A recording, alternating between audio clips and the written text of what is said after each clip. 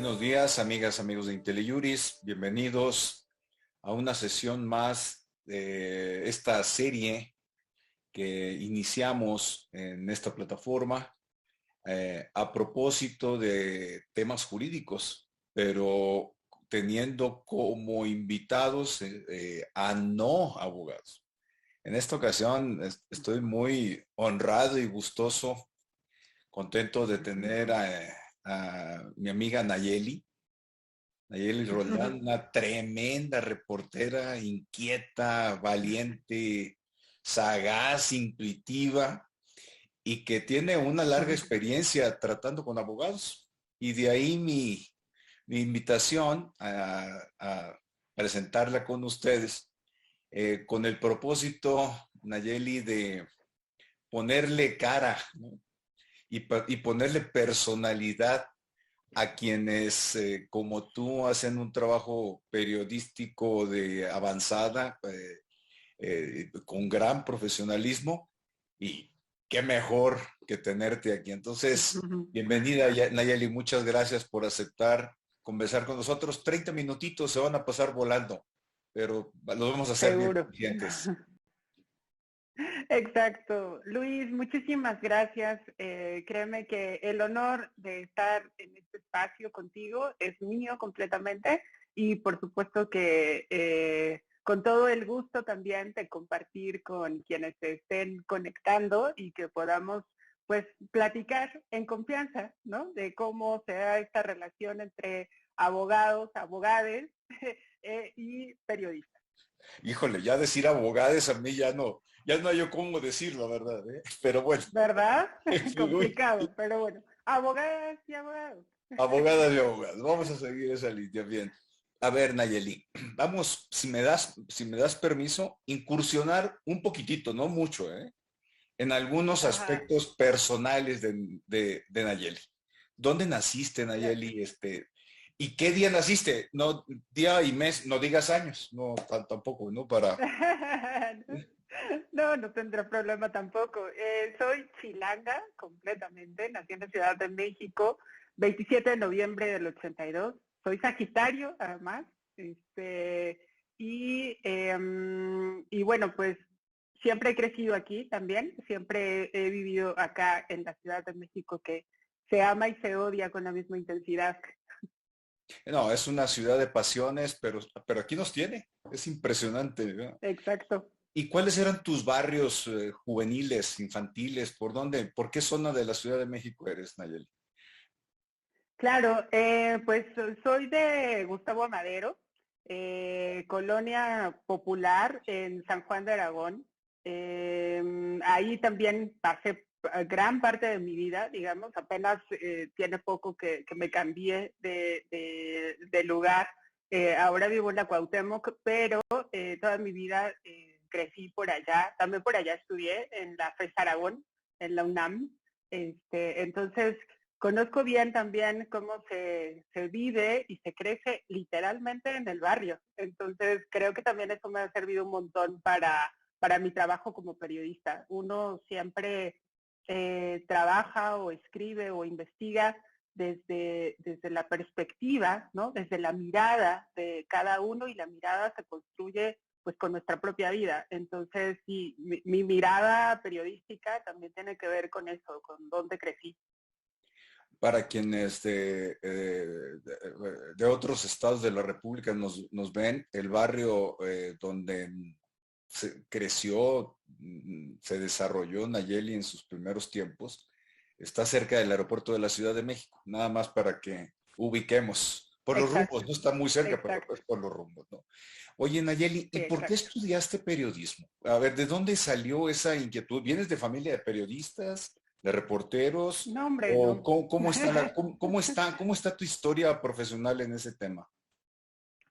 No, no, para nada. De hecho, en mi familia soy la primera persona que hace una carrera universitaria. Entonces, no tengo como ningún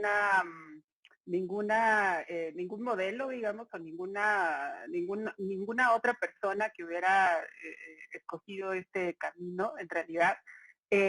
Yo sí creo que en mi caso, hablaré estrictamente personal, ha sido la vocación, que creo que ha sido la diferencia también para mí, para mi labor, para también escoger esta carrera, que lo tuve muy claro desde muy chiquita, gracias a una tarea en la secundaria de nuestro maestro de español, de revisar un periódico durante toda una semana para identificar los géneros periodísticos, la entrevista, la columna, el artículo, la noticia, y ahí supe que esto que yo hacía siempre, porque lo hacía desde niña, sin que nadie me lo dijera tampoco, que era escribir diarios, escribir todo lo que veía, escribir todo lo que me pasaba, etcétera, que podía tener cauce. O sea, en la secundaria dije, a la gente le pagan por escribir o por relatar lo que pasa, por contar lo que pasa. Y a partir de ese momento tuve muy claro que quería, uno, ser periodista, y dos, que quería trabajar en un periódico. Lo supe desde secundaria y así estuve el resto de los años educativos hasta el momento pues ya de elegir una carrera. Yo nunca tuve ninguna duda, siempre tuve perfectamente claro no solamente lo que quería estudiar, sino lo que quería hacer en la vida, ¿no? Caray, pues ahora me queda claro que desde joven, chica, eres muy determinada y determinante. Me consta en los años que tenemos de caminar juntos en lo personal y en lo profesional, y esa es una de tus características, sin duda. ¿En dónde estudiaste la carrera de periodismo? Gracias, Luis. En la UNAM estudié en la Facultad de Estudios Superiores, en la FES Aragón, que está en el Estado de México. Prácticamente es el límite del Estado de México con la Ciudad de México. También una zona bastante complicada, es Nezahualcóyotl. Pero creo que la UNAM de por sí es una gran institución, pero en materia de periodismo y comunicación, la FES Aragón sí estaba como más adelantada en los planes de estudio porque tenía menos complicaciones, digamos, para reformar sus planes que como ocurría en la Facultad de Ciencias Políticas y Sociales. Y luego también yo estudié ahí por esto, porque me quedaba también más cerca, obviamente, y también hice examen para la UNAM, porque en la prepa no me quedé en una prepa de la UNAM, pero sí, también esto que dices de mi determinación, pues sí, creo que desde muy chiquita, o sea, a los 17 años yo sabía que tenía que quedarme sí o sí en la UNAM, porque además también significaba la oportunidad de poder hacer una carrera universitaria o de plano de no hacerla, porque en mi familia definitivamente no hubiéramos podido pagar nunca una escuela privada, una universidad privada.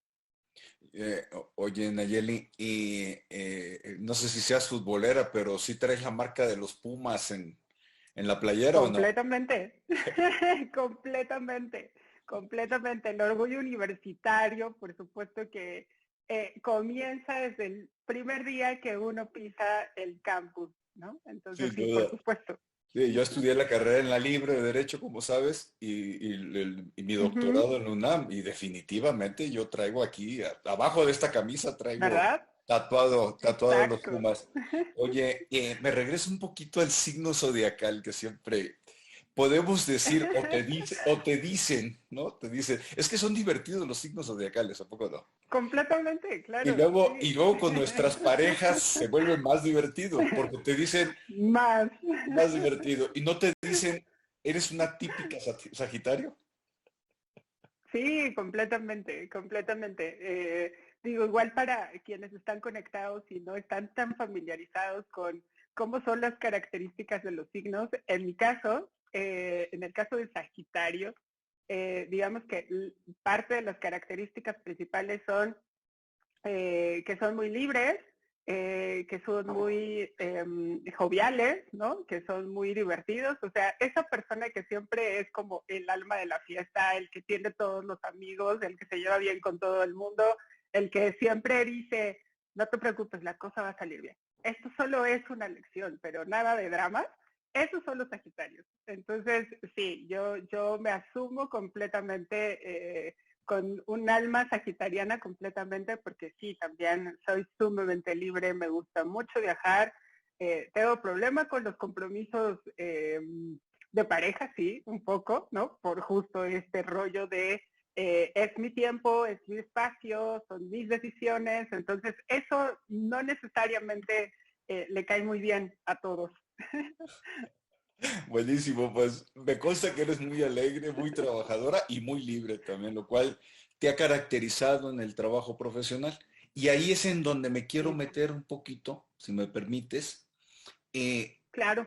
eh, no sé si desde la carrera o después eh, empezaste a trabajar, cómo empezaste a trabajar y cómo has Ujú, llegado a lo que tienes hoy. claro. Ya un prestigio cosechado, publicaciones Ujú, que han sido premiadas a nivel mundial, reportajes, has hecho mancuerna también con otros colegas tuyos en investigaciones pesadas, les voy a llamar, me refiero trascendentes. ¿Cómo empezaste ahí ujú, tus pininos? ¿Te veías haciendo esto? Y luego te voy a preguntar sí. otra cosa, ¿te veías trabajando con abogados de la manera que lo haces ahora? Utilizando Claro. herramientas legales. Creo que te dejé caer muchas preguntas, pero como el programa es tuyo, venga, Exacto. Nayeli, venga, Nayeli. Muchas gracias, Luis. Bueno, pues justo lo que te mencionaba en un principio, uno es su historia, ¿no? Entonces, en historia, tenía claro que quería ser periodista, que quería trabajar en un periódico, y también tenía claro que no tenía manera de lograrlo a través de la ayuda de alguien necesariamente que estuviera en medios. Es decir, no tenía la más mínima influencia, y deja tu influencia, que al menos conociera a una persona que pudiera orientarme o que pudiera decirme qué puerta tocar. Como no tenía eso, tenía muy claro que tenía que empezar desde abajo, o sea, literalmente jalando cables, ¿no?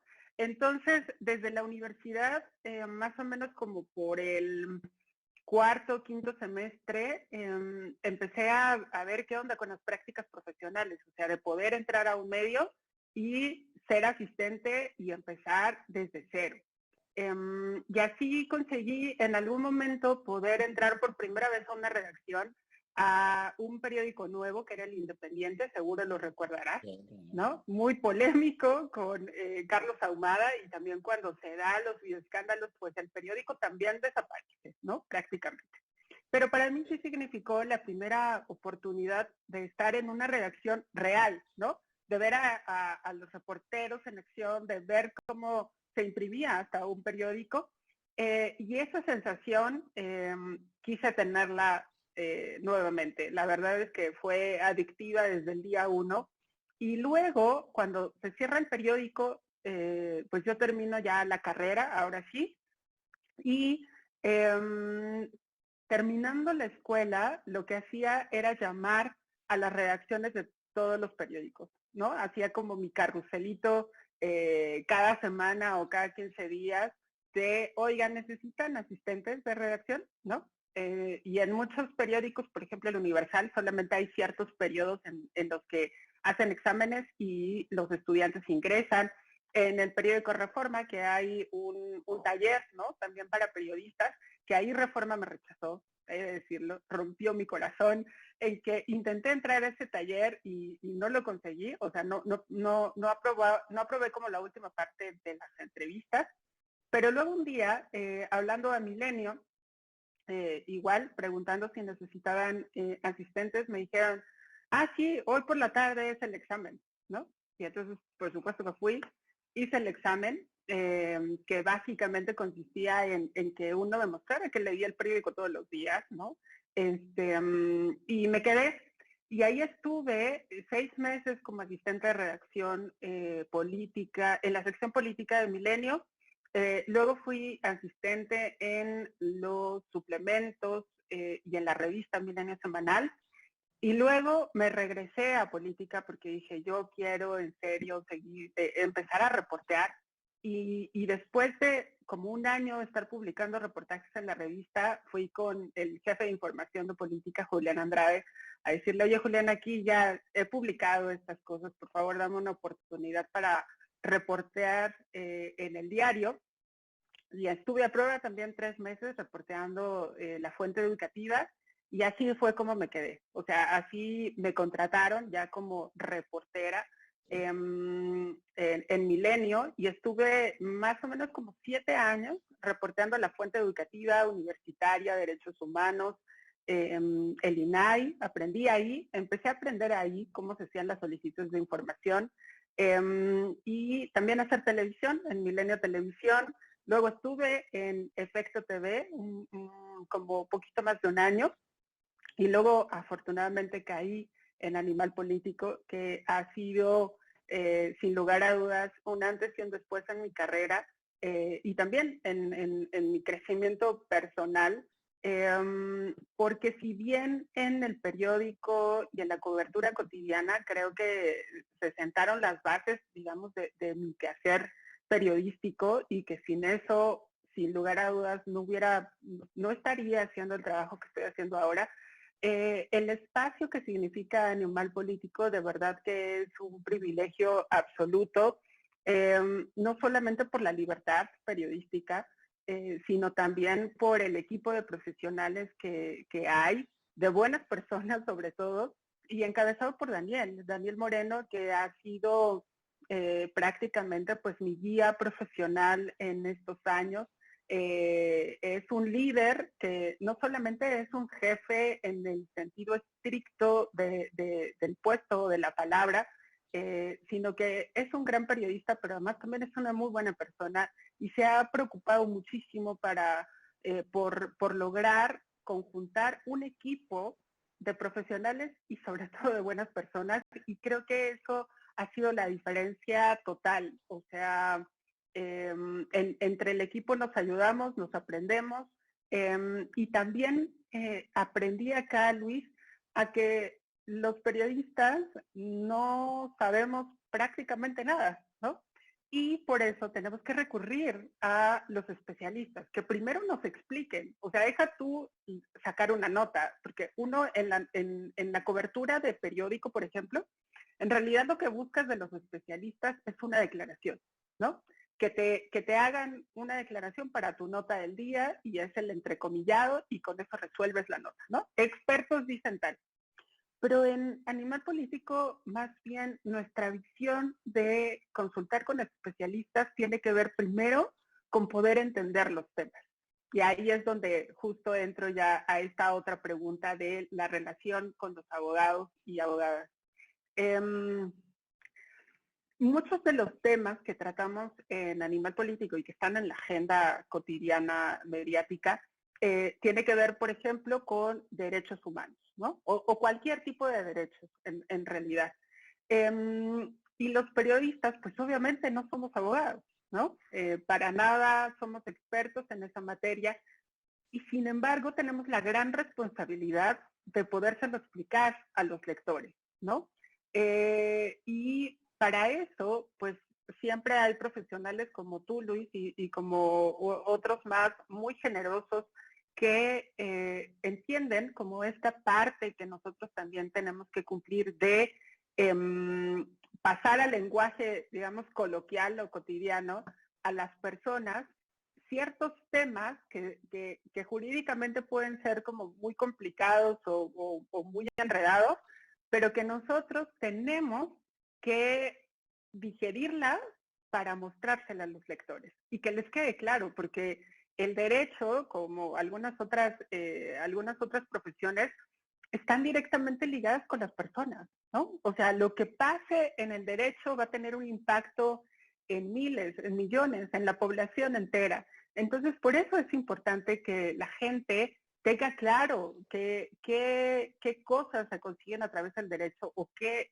significa también esta materia, cuál es el impacto, y para eso estamos nosotros. O sea, somos como el intermediario, como la bisagra, ¿no?, entre los profesionales y entre los lectores, Y por eso es que uno también va construyendo como estas alianzas, ¿no? Que ha sido un caso como contigo, Luis, en que los periodistas sabemos que hay profesionales generosos que pueden atendernos, no necesariamente para que su nombre aparezca, ¿no? En un medio como una entrevista, sino que nos ayuda para clarificar o para digerir cierta información y que no necesariamente va a aparecer su declaración, pero sí va a ayudar, ¿no? O sea, sí va a ayudar en que hagamos una nota periodística o un reportaje lo suficientemente claro, pero además conciso, ¿no? No, pues interesantísimo, porque sí me consta, un día que me llamaste ya hace algunos ayeres y te presentaste y me dijiste, oye Luis, pues estoy haciendo esta investigación, ahorita vamos a hablar de ella, estoy haciendo esta investigación, eran los pininos, se veía remoto lo que hoy tienen como resultados y calidad en la investigación. eh, Tú, pero el equipo con el que trabajas. Pero antes quería Sí. hacer una acotación. Yo ahí participo en Animal Político, no, no como quisiera, con una columna que tengo ahí, un blog, que Daniel Moreno y Claudia Ramos son muy generosos en no corretearme tanto para que publique. Pero por lo mismo, a lo que voy es que soy invitado recurrente a los eventos decembrinos para las fiestas de diciembre. Ahí un brindis, ¿no? Y lo que sí me llama la Exacto. atención es la buena vibra y el ambiente que existe, no obstante la exigencia que se tiene desde los niveles de dirección, los distintos niveles. Nayeli, ¿cómo han sido los abogados contigo como clienta?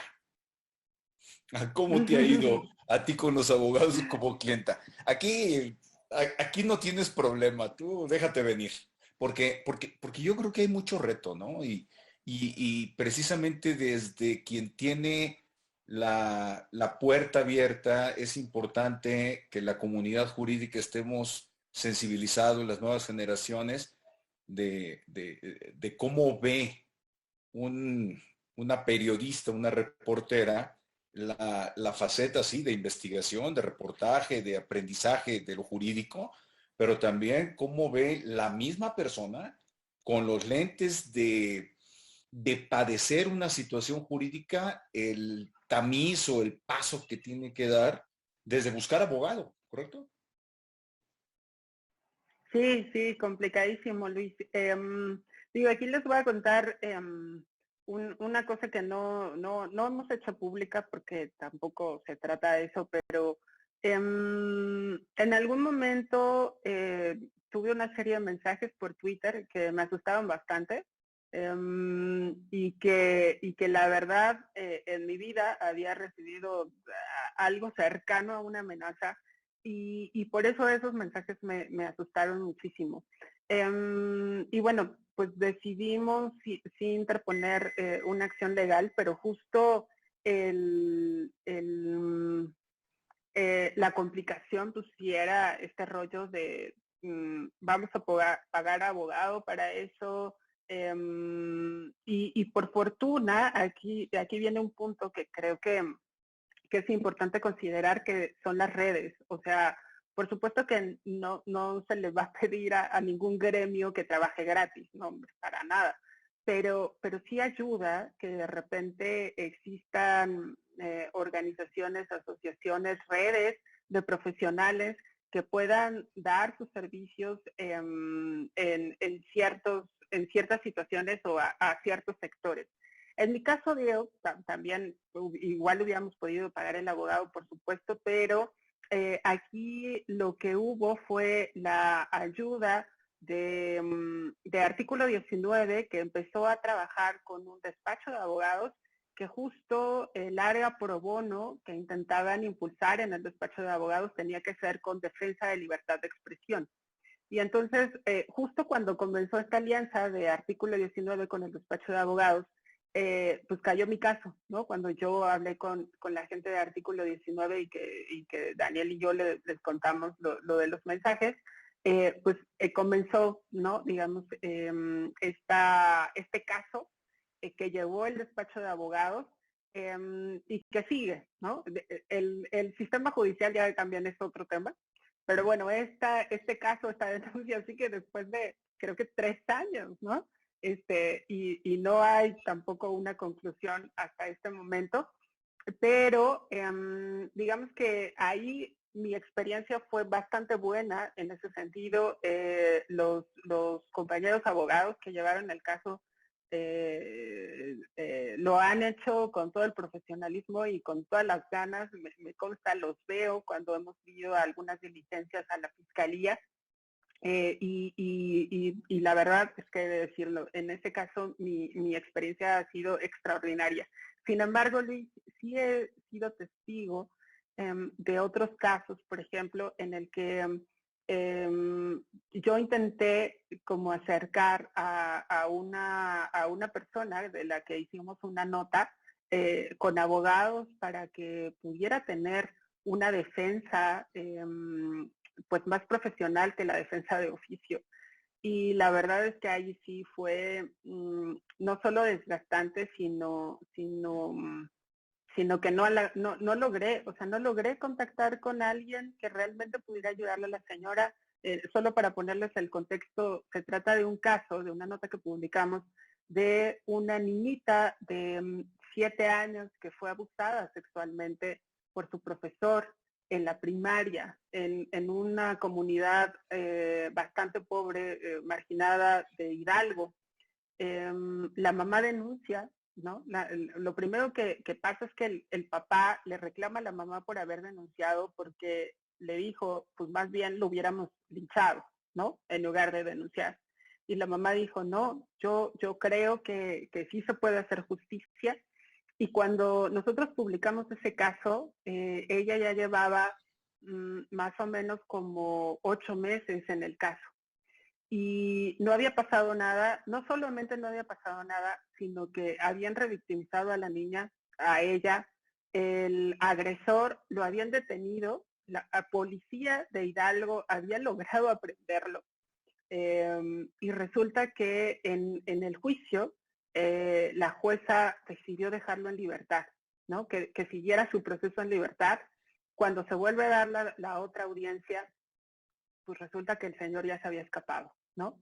Y entonces este caso, por supuesto que toca todas las fibras, ¿no? O sea, es terrible por donde lo veas.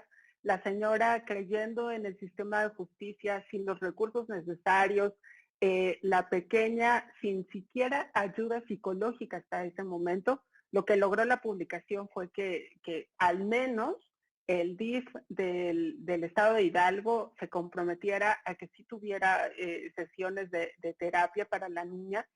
Y yo intenté con varias asociaciones, con organizaciones, con el DIF, oigan, algo está pasando en este caso porque la Defensoría de Oficio no está en realidad defendiendo a la señora. Y de repente sí me di cuenta cómo las puertas se cierran, porque no es lo mismo justo que uno pida una entrevista con alguien de la judicatura, ¿no? Con la fiscalía, con etcétera, y que los abogados te expliquen ciertas cosas, cuando realmente estás tocando la puerta para que un caso como este pudiera tener un mejor destino, la verdad. Y lamentablemente no fue así, Luis. O sea, y eso obviamente tiene que ver con un montón de cosas, que es el sistema de justicia de este país, la defensoría de oficio, ¿no? Tantos casos que tienen acumulados y uno entiende todas esas cosas, pero también está esta otra parte de, es una mujer que está lidiando con el abuso sexual hacia su hija, con una chiquita de 7 años, y que de repente eso pareciera que no le importe a nadie. Entonces, complicado, Luis, o sea, en ese sentido bastante complicado, la verdad. Sí, lamentablemente tenemos muchas situaciones de eso y como lo refieres, es desde la práctica profesional, desde la judicatura, la impartición de justicia, que luego tiene la parte federal y estatal, y en la estatal tiene diferentes niveles o consideraciones, desarrollos, y luego viene la parte de defensoría de oficio. Sí, sí es complejo, sí es un tema Muy. complejo que urge atenderlo y me alegra, por un lado, que tengas el valor de denunciar estas situaciones que son de suyo tragedias, hablando de niñas, niños, menores de edad, estas situaciones de abuso sexual, que por lo regular le cargamos la mano a las iglesias, en particular la Iglesia Católica, pero es un problema que se presenta en diferentes comunidades y Ujú. que hay que estar poniendo el dedo en la llaga. Se nos está yendo el tiempo, pero no pasa nada. El tiempo es tuyo, Nayeli. No No, nos hombre, aquí podemos seguimos, ir, Luis. no nos podemos ir sin platicar de lo que para mí es la joya de la corona en la corta Sí. trayectoria, muy experimentada, corta, eficiente trayectoria. Con esto quiero decir que esperamos muchas más joyas de la corona. Y se llama la estafa maestra. Ahí Sí.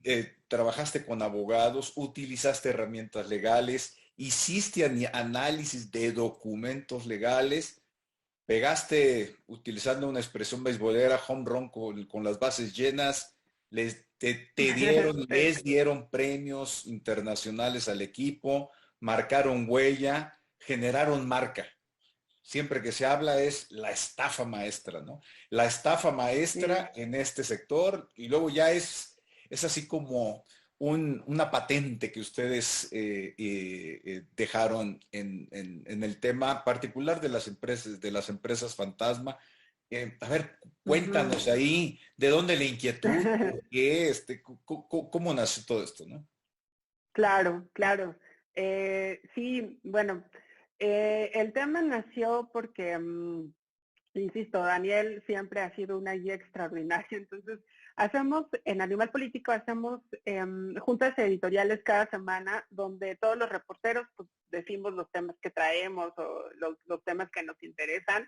Y en una de estas juntas, Daniel mencionó los informes de la Auditoría Superior de la Federación que decían por segundo año consecutivo que universidades estaban desviando recursos, presuntamente estaban desviando recursos y que valía la pena meternos un poco más a saber si eso continuaba pasando en ese momento, estamos hablando de 2016, o si había ocurrido también en años previos a los señalados por la auditoría.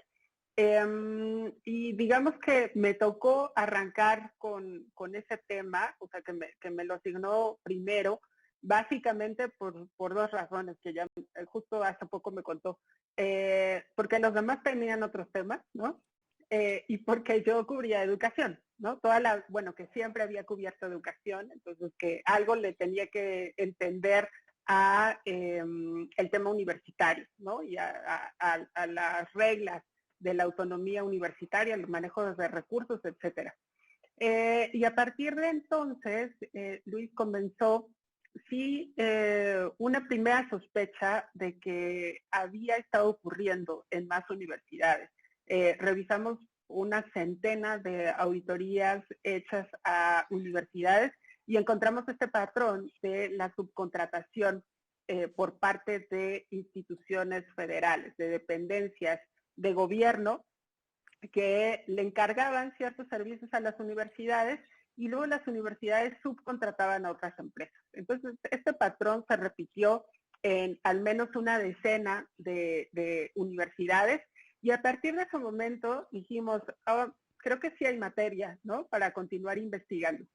El camino a seguir, Luis, fue de mucha prueba y error, ¿no? Porque ahora incluso ya nosotros explicamos la metodología de investigación de la estafa maestra, pero esa no estaba en ningún libro, ¿no? O sea, no estaba escrita en ningún lado, sino que más bien la fuimos creando paso por paso y avanzábamos 3 pasos y retrocedíamos 2 y así sucesivamente intentando la manera de confirmar la hipótesis, que la hipótesis era que se estaban triangulando recursos probablemente para beneficiar a ciertos funcionarios públicos. Nosotros creíamos que funcionarios públicos habían constituido las empresas y se autocontrataban, ¿no? Digamos. y que para eso utilizaban a las universidades. En realidad nuestra hipótesis estaba cortísima, ¿no? O sea, lo que terminamos descubriendo fueron las empresas fantasma utilizadas para perder el dinero público. Pero como te comentaba hace un rato, en Animal Político tenemos como súper claro que como no sabemos nada, tenemos que preguntárselo todo el tiempo a los especialistas.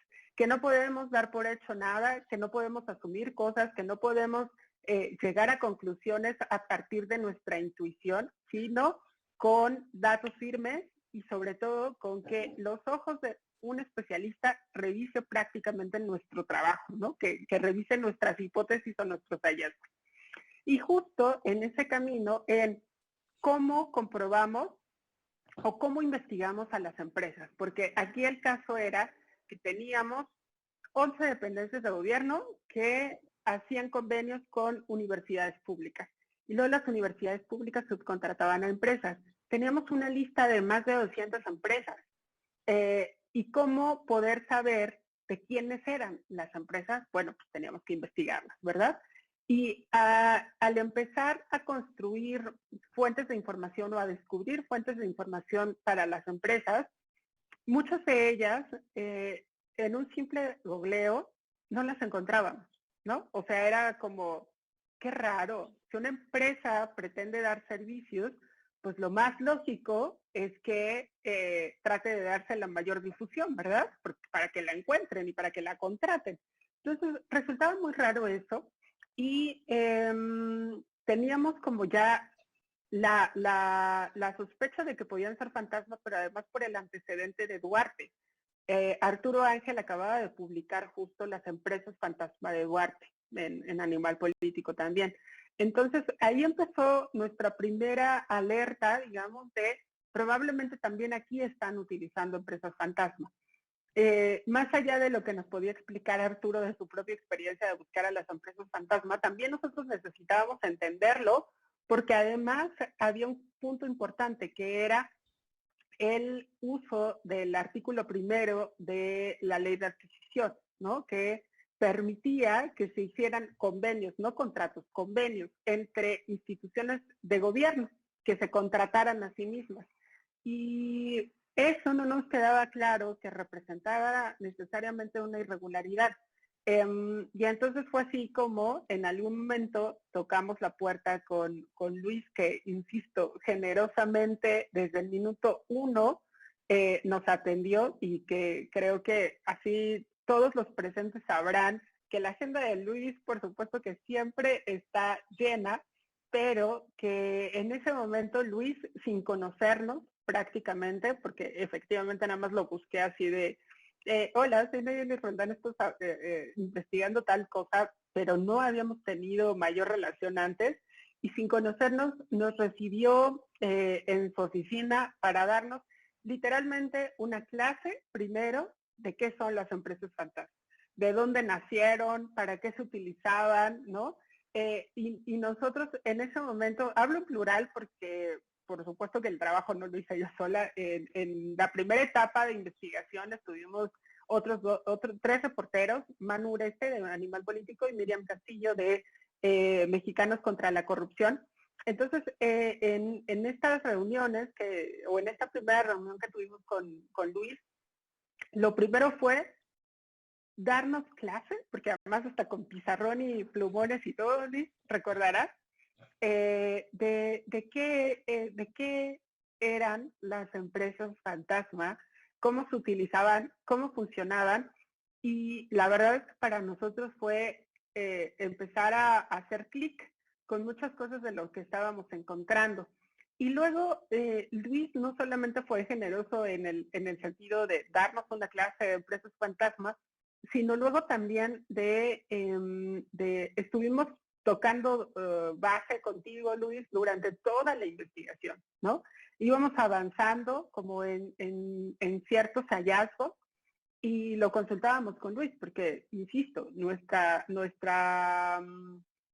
visión en Animal Político es que no podemos llegar a conclusiones solo por intuición y por atar cabos así nada más de nuestro ronco pecho, sino que necesitamos siempre a los expertos.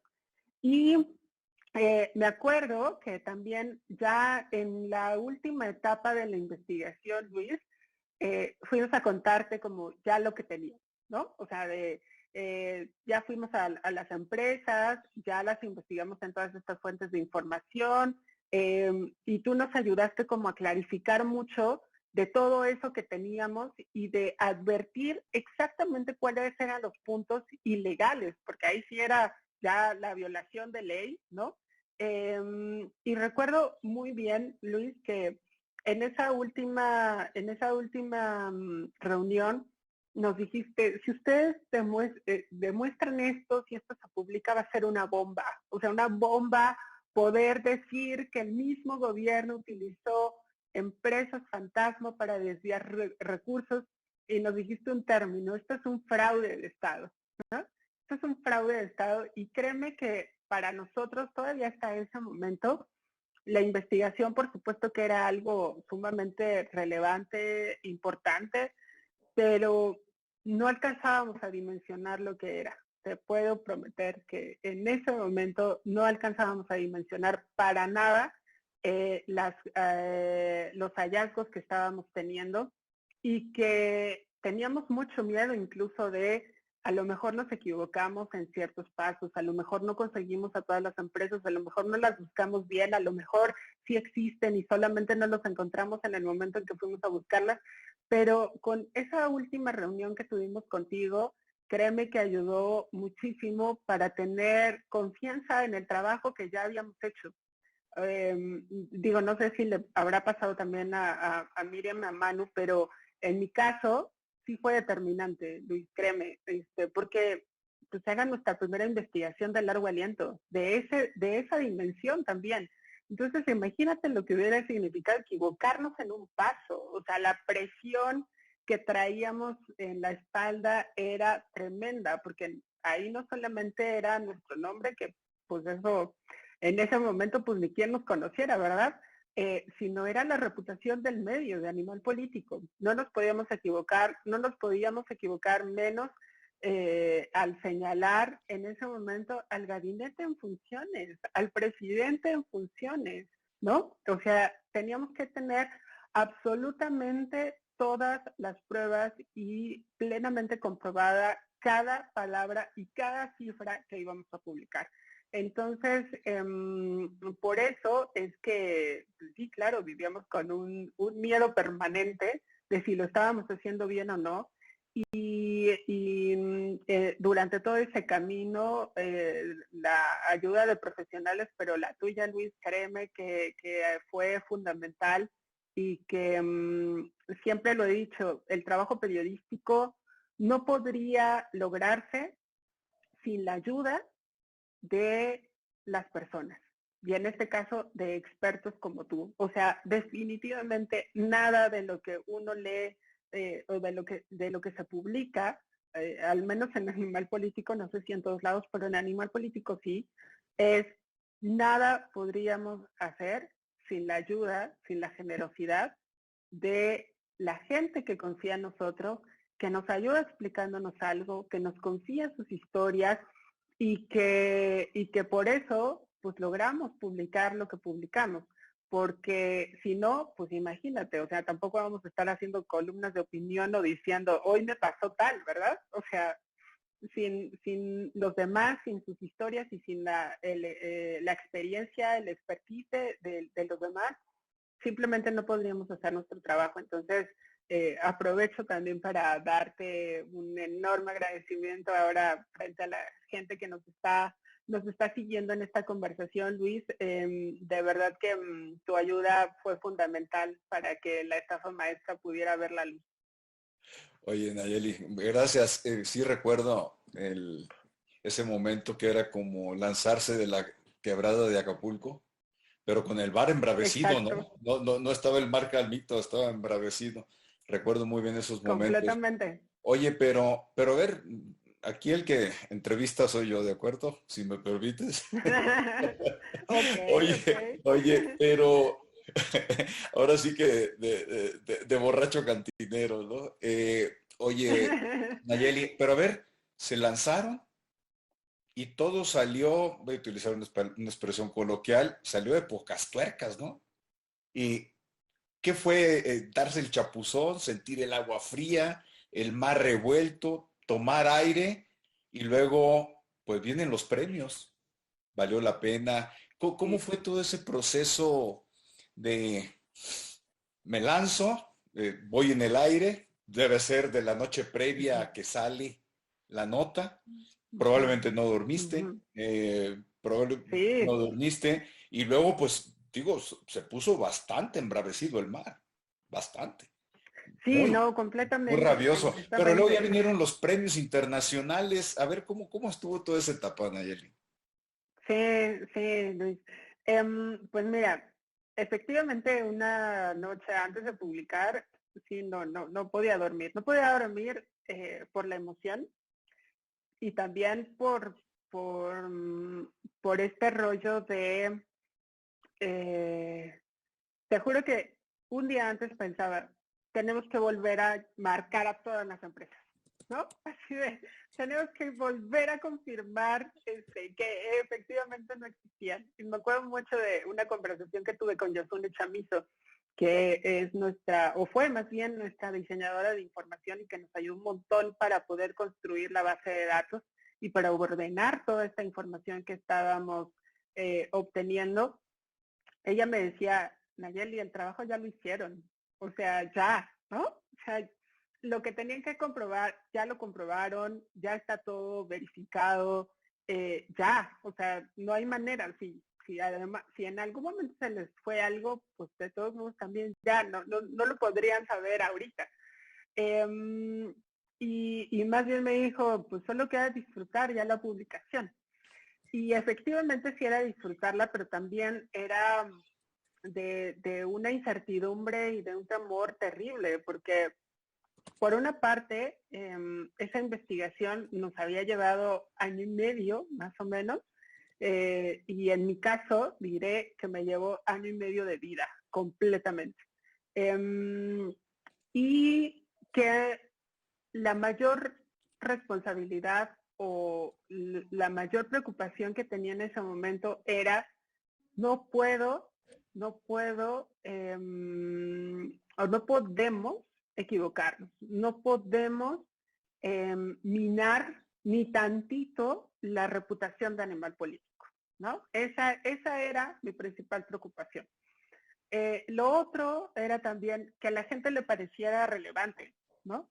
Porque a los periodistas y seguramente también a los abogados, nos pasa que el tema que estamos investigando creemos que es el tema, el más importante del mundo, ¿no? O sea, es la gran investigación. Por supuesto que yo creía eso de mi propia investigación, pero luego ya siendo un poco más fría, decía, pues igual y a la gente no le importa tanto, ¿no? O igual y no es tan relevante, ¿no? Igual y no causa tanto impacto como nos gustaría. Y además también se había creado una expectativa bastante fuerte por Daniel, ¿no? Daniel tuiteando que íbamos a publicar una cosa más grande que lo de Duarte, y lo de Duarte había sido un bombazo, ¿no? Entonces yo decía, ay no, Daniel, porque capaz que la gente dice, hay tanto para esto, ¿no? Y eso también me agobiaba. Ya en la publicación, la verdad es que fue muy emocionante. Yo también, parte de la característica de sagitarianos es que somos muy cursis. Entonces yo me solté a llorar después de publicar. Y entré con Daniel llorando y diciéndole gracias por la oportunidad, no sé qué, y Daniel así de, ajá, ok, ¿no? Entonces sí, fue sumamente emocionante. Pero luego también, Luis, bueno, vinieron sí como que reacciones entre los lectores sobre todo, pero el gobierno fue como si no hubiera pasado nada.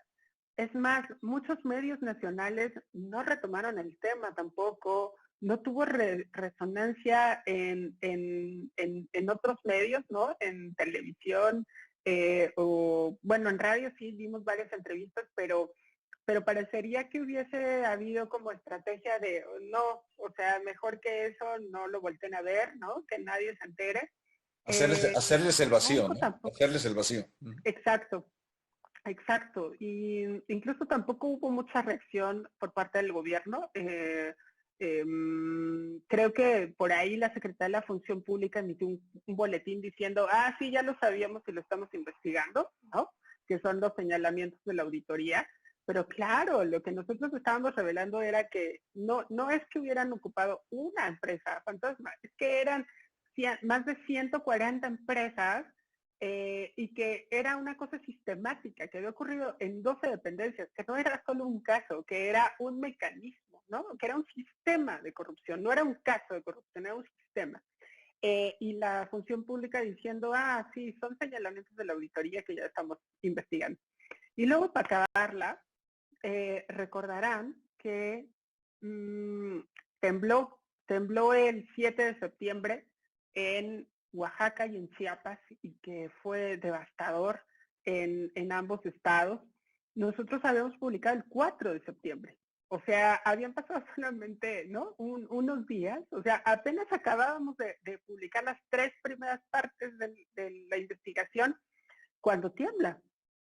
Por supuesto que la atención mediática, con justa razón, estaba en un desastre natural y en sus efectos. ¿Quién se iba a estar acordando, ¿no?, de los desvíos de cosas tan abstractas como una empresa fantasma? Y luego viene el sismo del 19 de septiembre en la Ciudad de México, ¿no? Y que obviamente a todos nos impactó de una u otra manera. Y por supuesto que el tema de la estafa estaba sepultado bajo los escombros, ¿no? De los sismos. Y para nosotros, Luis, bueno, hablaré nuevamente a título personal, para mí era ya un tema también terminado, ¿no? O sea, yo también ya le había puesto llave a la puerta sin problema, porque lo único que quería era que publicáramos una investigación lo suficientemente verificada, comprobada, que nadie nos desmintiera un solo dato. Y eso lo habíamos logrado. Y que por fin publicáramos, porque además, insisto, llevábamos año y medio con el tema. Entonces, para mí, con eso, ya, el objetivo estaba cumplido. No, si tuvo impacto o no, también ya es una cosa que uno no controla, ¿no? No depende del periodista, no depende del tema incluso que tenga impacto. Y luego con el sismo, pues peor. Entonces, yo no me sentía ni decepcionada ni nada por el estilo después de que el tema hubiese vivido 3 días nada más. La verdad es que para mí el objetivo principal estaba cumplido, que era que la gente se enterara. Quien se hubiese alcanzado a enterar, y pues ya. Pero luego viene también la época electoral, ¿no? Y en enero de 2018, Arturo Ángel publica una nota de seguimiento de la estafa maestra en la que dice que José Antonio Mir, entonces precandidato, si mal no recuerdo, del PRI a la presidencia, había pagado contratos de la estafa maestra, ¿no? Cuando él se hizo cargo de la Sede Sol después de Rosario Robles. Y resulta que el equipo del candidato Mit o del precandidato nos manda una carta a Animal Político prácticamente amenazándonos de demandarnos, ¿no? Que los gobernados habían excedido su derecho o su libertad de expresión, ¿no? O sea, nosotros nos habíamos pasado, ¿no?, de lanza. Y entonces, cuando publicamos la carta, cuando Daniel decide pues que hagamos pública esa carta que habíamos recibido, pues se arma Troya, ¿no? O sea, la gente sí empieza a defendernos muchísimo y diciéndonos o más bien reclamándole al candidato justamente esta amenaza de demanda a un medio de comunicación, y sobre todo después pues de que la investigación estaba perfectamente corroborada y que esto que publicaba Arturo de los pagos también estaba comprobado. Y entonces, si había gente que no sabía qué era la estafa maestra, con esa carta del candidato, comenzó a preguntarse qué era, ¿no? Y el tema empezó a moverse un poco más. Luego vino la presentación del libro, ¿no? Hicimos el libro en un mes, en diciembre de 2017, se publicó en marzo de 2018, y entonces también comenzó un poco más a estar el tema en la discusión mediática, y luego vino el premio, el Ortega y Gasset, este premio iberoamericano, de los más importantes en materia periodística, pues nos lo otorgaron. Y la verdad es que fue sumamente emocionante, fue una felicidad indescriptible por todo lo que significaba para todos, para Animal Político, para el equipo, y en lo personal para mí, pues también era mi primera investigación de largo aliento, y resulta que conseguimos el Ortega y Gasset, que yo ni en mis mejores sueños lo había imaginado, la verdad. Eh, si les soy honesta, en algún momento por supuesto que deseaba el Nacional de Periodismo, pero siempre asumí que podía lograrlo en algún momento de mi vida, pero probablemente a los 50, ¿no? Que si a los 50 conseguía un Nacional de Periodismo iba a ser la persona más feliz, pero nunca ni siquiera me pasaba por la cabeza, ¿no? Un internacional como el Ortega y Gasset, y menos un internacional a los 35 años, ¿no? Y en un primer trabajo periodístico de esta naturaleza, de este tamaño. Y entonces eso también sirvió muchísimo para volver a sacar el tema, ¿no? O sea, fueron estos tres elementos: la carta de José Antonio Meade, el libro, el Ortega y Gasset, que el tema empezó a moverse mucho más. Y luego se volvió incluso un elemento importante en las campañas políticas, ¿no? Los candidatos utilizaban el tema, obviamente, para señalar la administración de Enrique Peña Nieto al PRI y por lo tanto al candidato, y también se volvió un estandarte, digamos, de evidencia de la corrupción, y que también el combate a la corrupción se tomó como bandera en las campañas políticas, ¿no? Todos los candidatos, todos, tenían una plataforma dedicada al combate a la corrupción, porque además, claro, no era solo por la estafa maestra, sino veníamos de un sexenio de escándalos de ese tipo, de investigaciones periodísticas que documentaban el nivel de corrupción que hubo en el sexenio de Enrique Peña Nieto.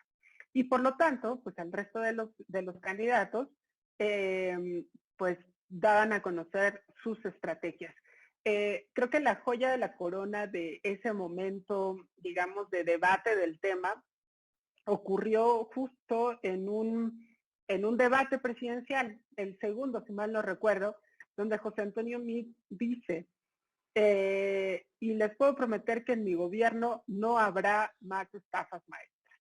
Por Dios, o sea, reconoció el candidato del partido en el poder al que denunciamos, que no iba a repetir las estafas maestras, y fue prácticamente como un reconocimiento de que existía el mecanismo, que se había negado incluso no solamente a hablar de él, sino a verlo, ¿no? Entonces, la verdad es que se conjuntaron muchas cosas que dieron pie a que justo la estafa maestra se conociera más, a que fuera, como dices tú también, Luis, que se convirtiera casi como en una marca, ¿no? Como en un referente de qué significa corrupción, una estafa maestra.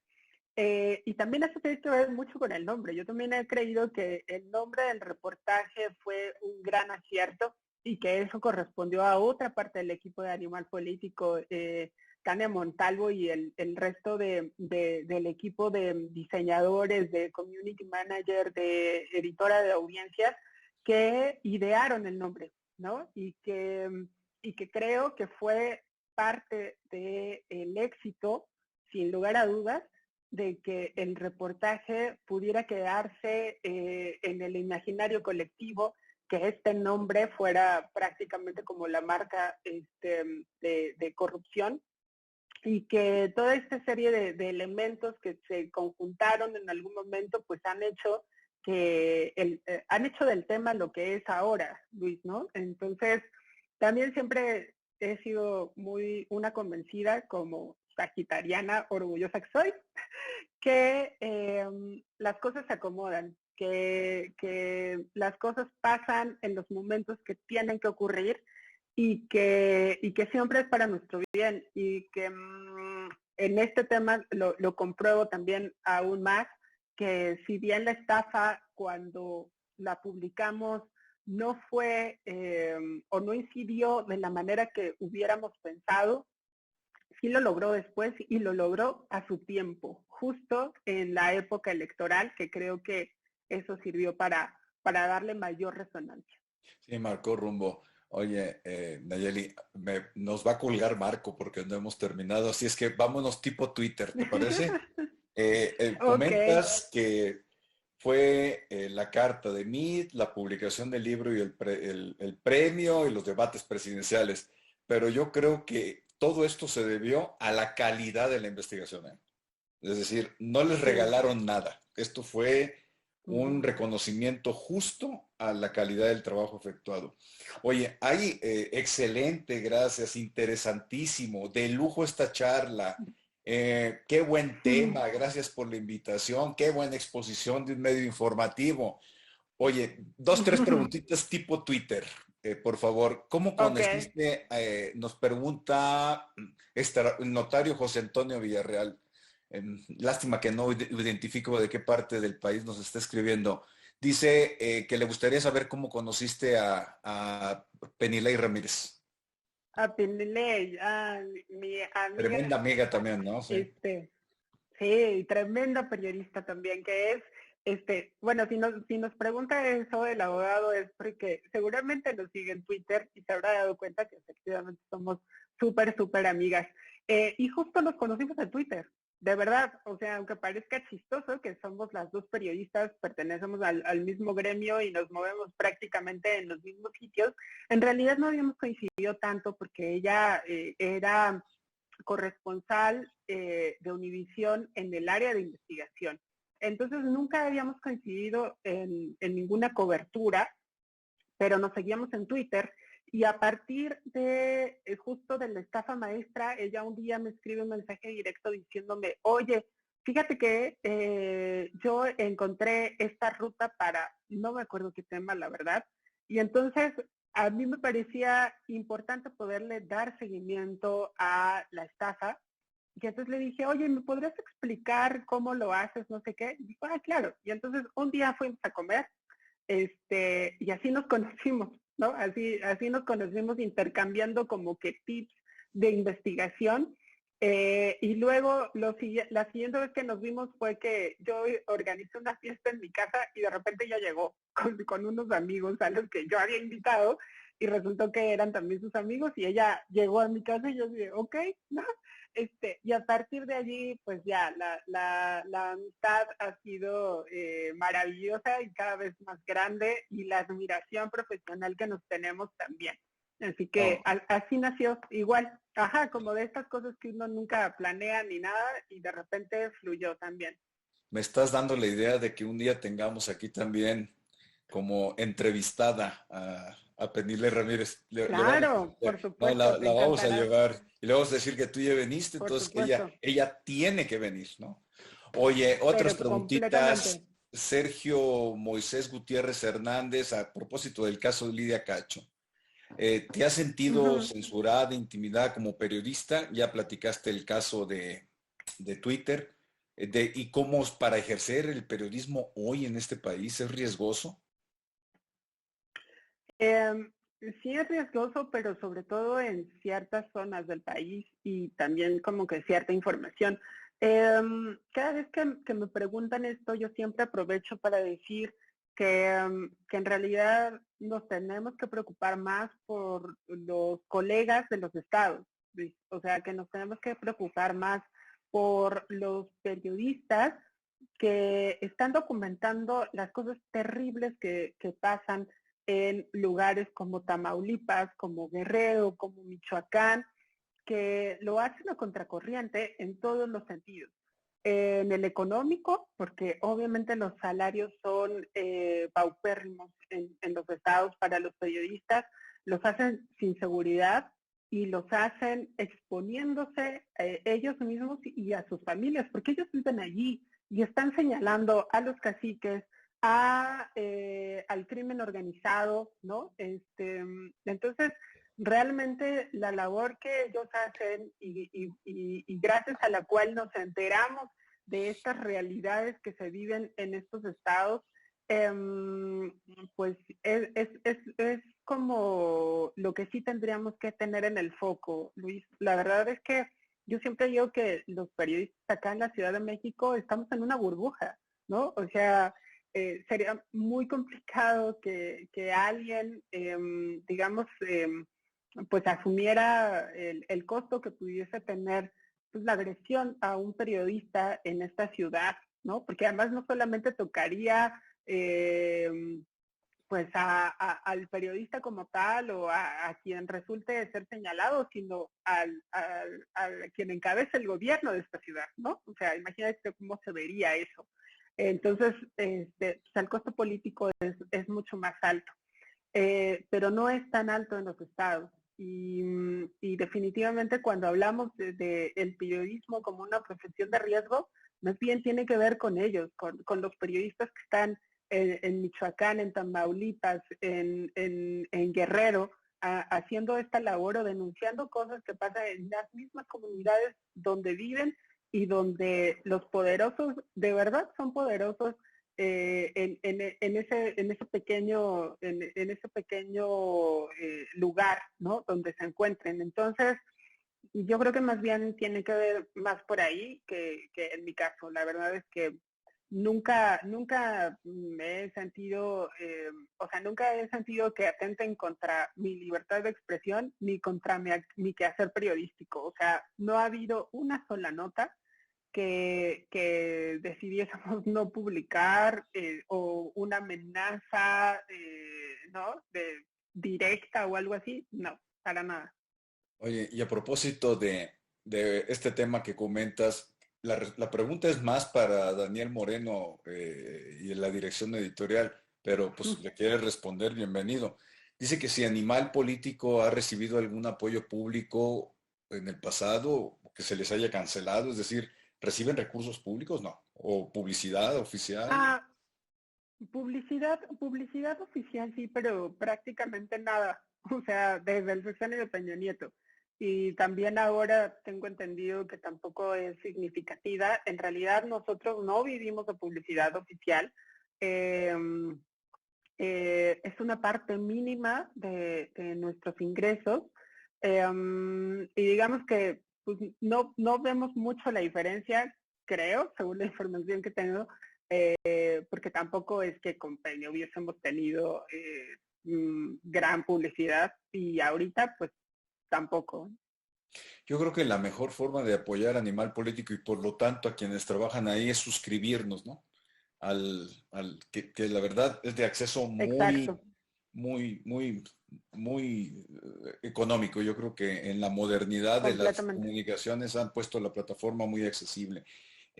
Nayeli, tenemos que cortar. Cierro la Sí, plática ¿verdad? con dos comentarios porque están mejor escritos que lo que yo te pueda decir. Dice María Norma Dávila, es muy agradable iniciar el día con charlas tan interesantes.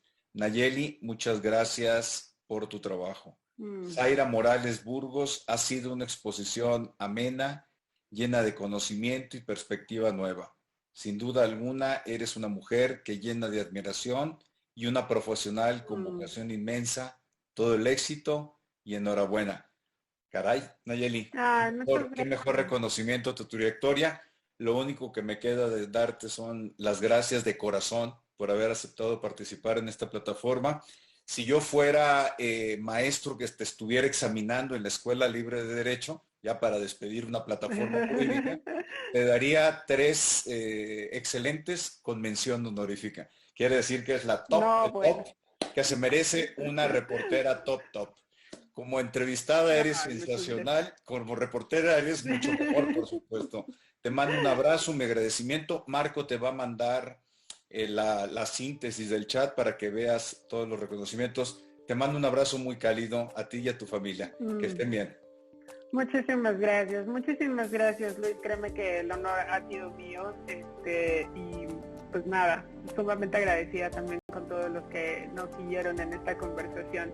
Muchas gracias, Luis. Hasta pronto, Nayeli. Bye.